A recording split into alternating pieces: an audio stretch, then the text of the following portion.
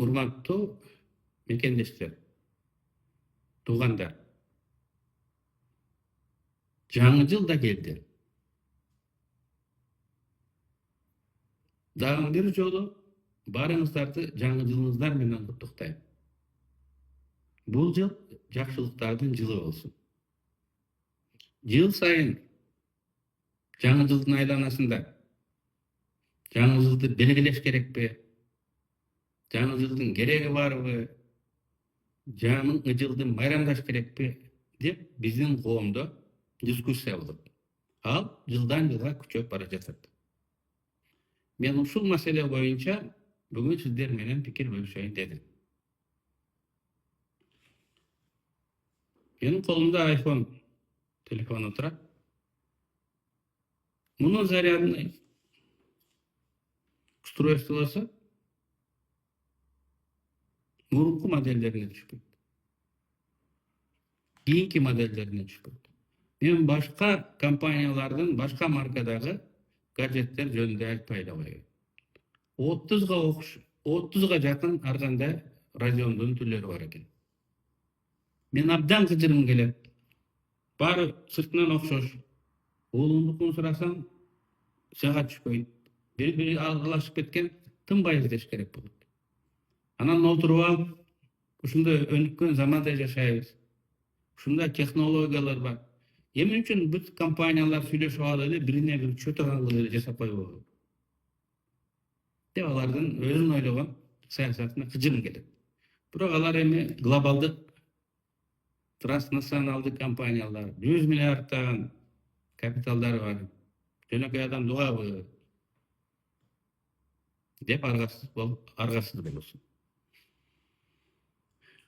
Ушул жылы 28 декабрдан баштап Евросоюзда жаңы стандарт келди. Бүт компаниялар өзүнүн гаджеттерин Евросоюз мамлекеттерине сатабыз десе, алар стандарттуу радио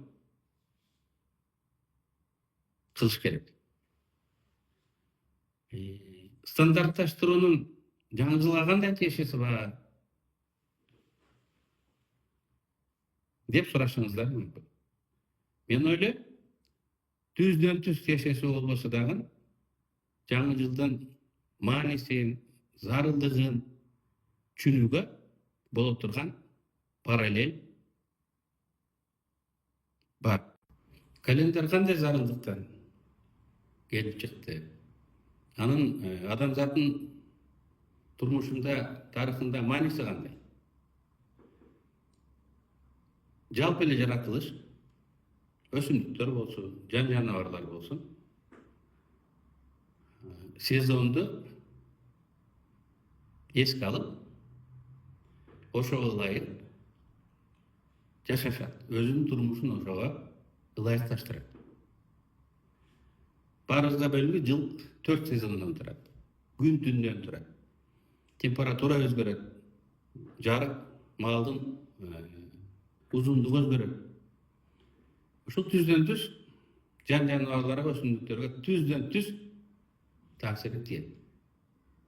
Азыр биздин короодо бир өсүмдүк турат, Германияда тез эле жылуу болуп кетет, кышында деле бүркөп калат, гүлдөй турган болуп калат.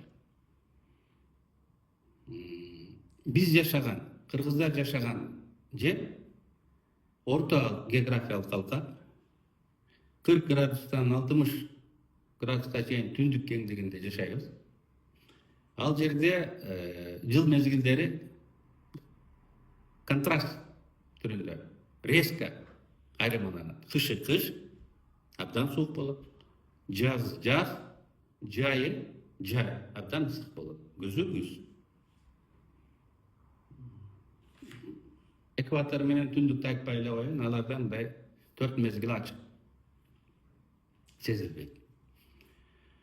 Мына ушул алкакта жашаган адамдар өзүнүн турмуш тиричилигин ошол сезондорго ылайыкташкан. Мен жаныбарлардан баштайм, өсүмдүктөр. Өсүмдүктөр жаз келгенде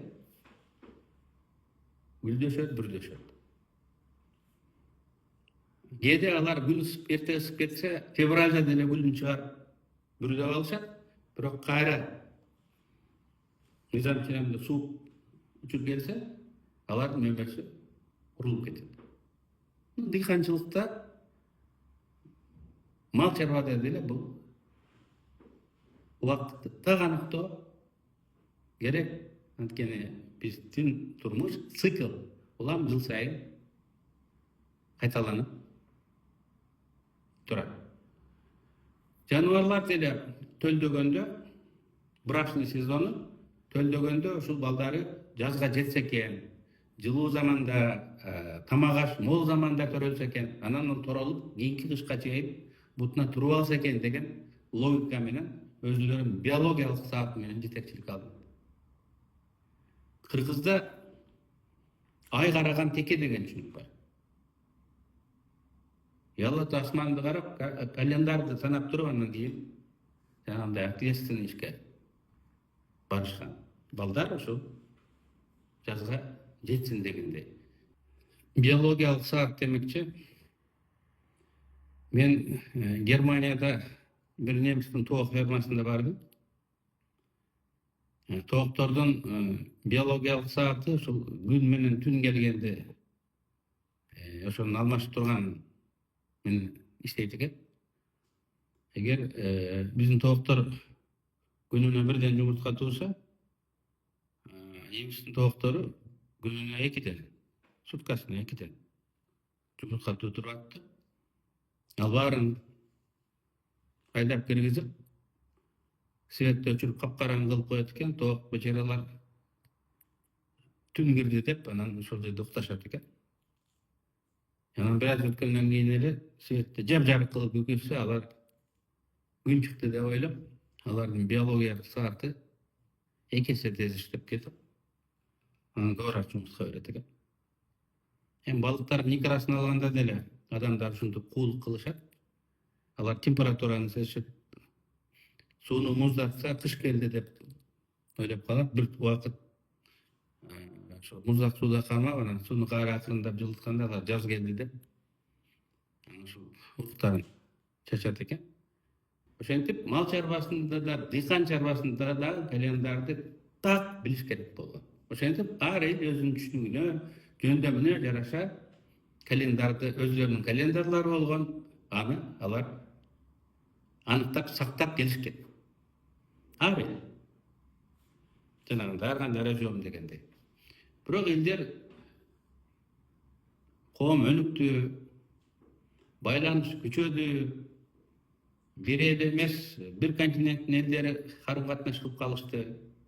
Демек, убакытты да стандартизацияга туура калды. Жума 7 күн болуш керек, айда 30 күн болуш керек, 24 саат болуш керек, 60 мүнөт болуш керек деп убакытты да стандартташтырды. А жыл циклдүү болуп улам кайталангандыктан анын башталышын дагы бардыгы бир убакытка койбосо, анда алар соода сатыгы дагы, башка карым катнаштары дагы синхрондоштура албай, кыйынчылыктар болмок.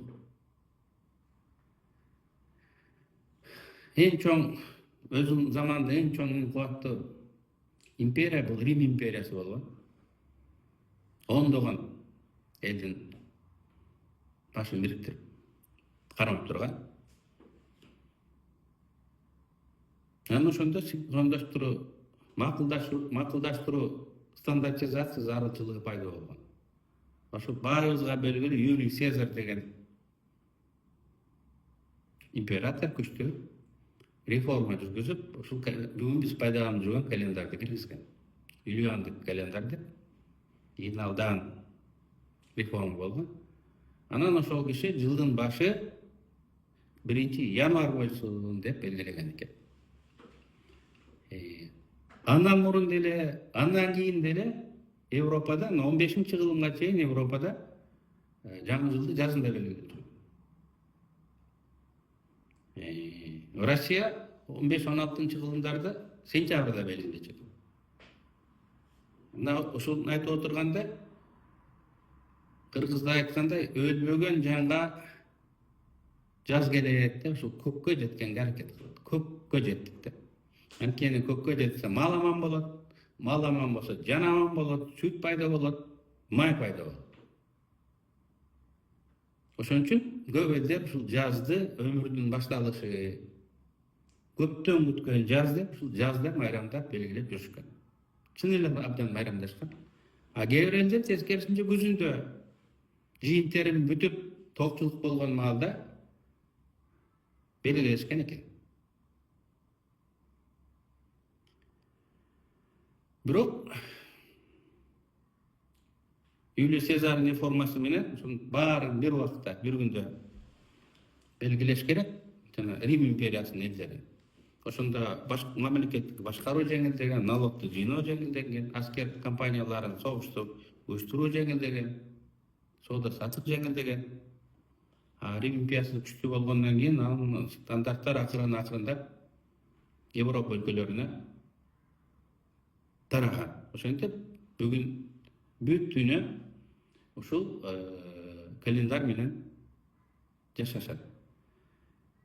Бизде кээ бирлер бул христиандардын майрамы деп коет. Жок, христиандардын майрамы эмес. Анткени Юлий Цезарь Иисус Христос төрөлөрдөн 47 жыл мурун календарь киргизген экен. Бирок календардан ошол кезде баары бир диний мааниси болгон. Ал кезде бутпараст деп көп кудайга ишенген элдер, язычниктер болушкан. Римдиктердин ошол убакыттын замандын кудайы Янус деген болгон. Аны Двуликий Янус, эки жүздүү Янус деп коюшат. Анткени ал өткөн чак тактты карап турат, келер чак алдын карап турган кудай болгон экен. Бирок ал заманда илгери кыргыздарда деле дүйнөгө болгон көз карашыбыз, билимибиз баары аралашкан болду.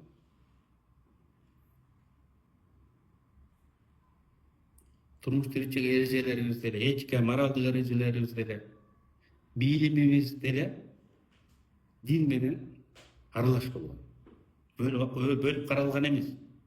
Кийин ар бир тармак өзүнчө болуп бөлүнүп чыкты.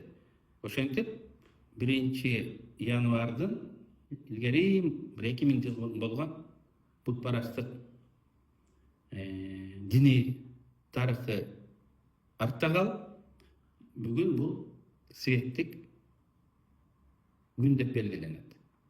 Дата деп. Муну дүйнөнүн бардык өлкөлөрү моюнга алып белгилеп келип отурат. Иш кагаздарын ушул календарь менен жүргүзүшөт. Бирок кээ бир мусулман өлкөлөрүнүн өзүнүн календары бар, ай календарь. Алар жаңы жылын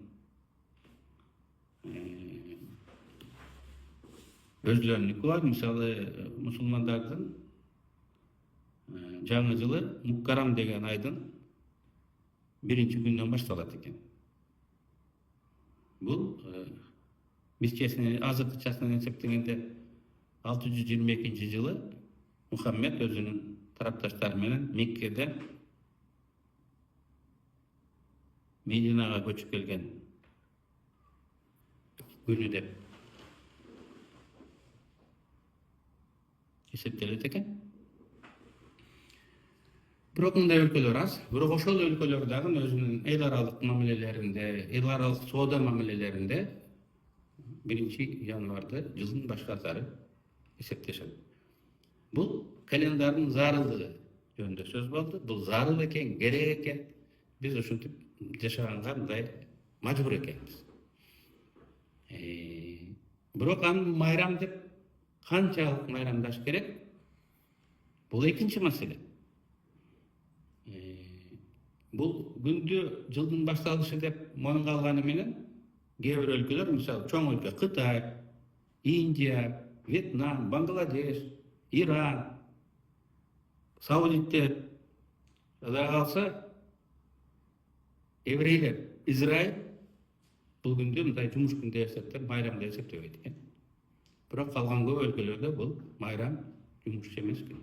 Германияда дагы бул күнү 1 январ күнү Kızıl dem alış günü.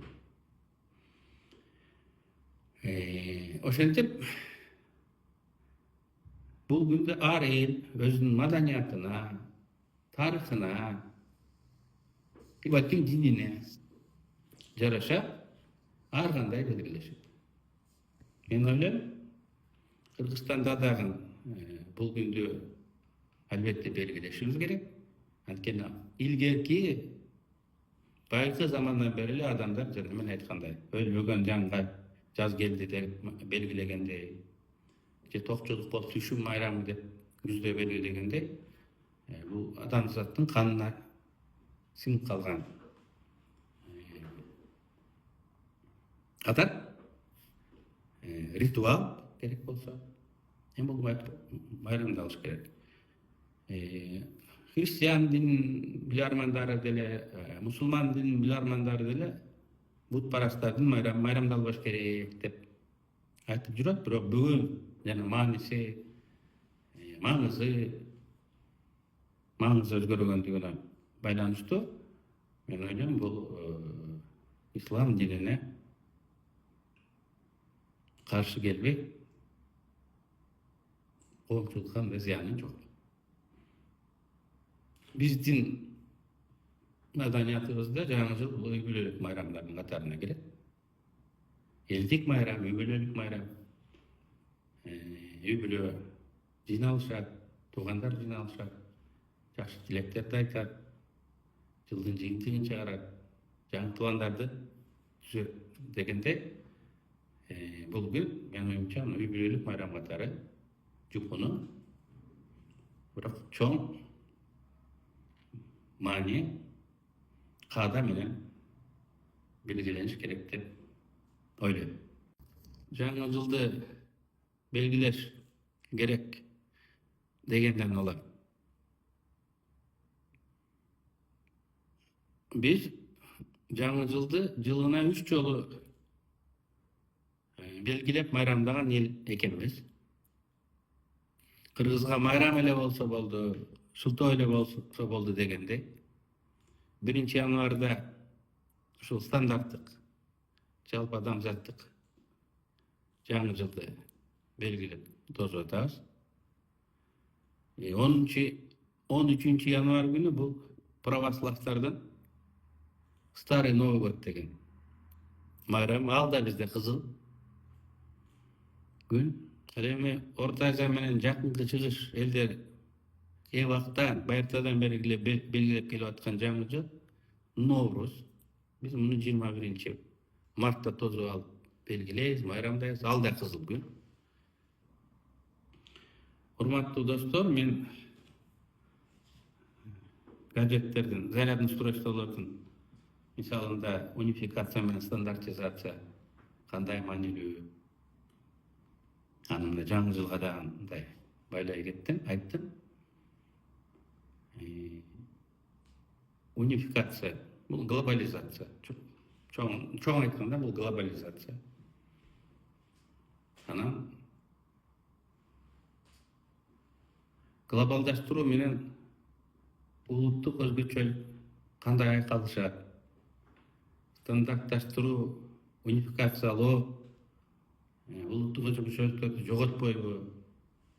Кыргызга анын, кыргыз улутуна анын пайдасы кандай? Зыяны кандай?